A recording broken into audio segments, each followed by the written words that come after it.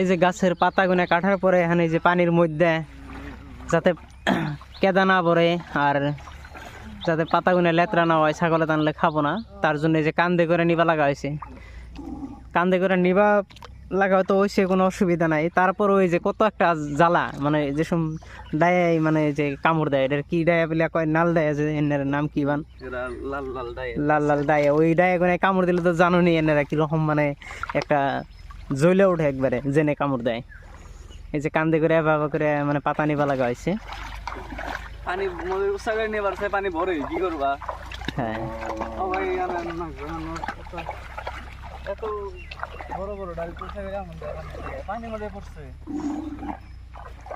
এই পাতা কাটার জন্য সকালে 6টা বাজে আমাকে ডাইকে উঠাইছে একজনে। এটি বর্তমান কাছে ওইটা পাতা কাটতেছে।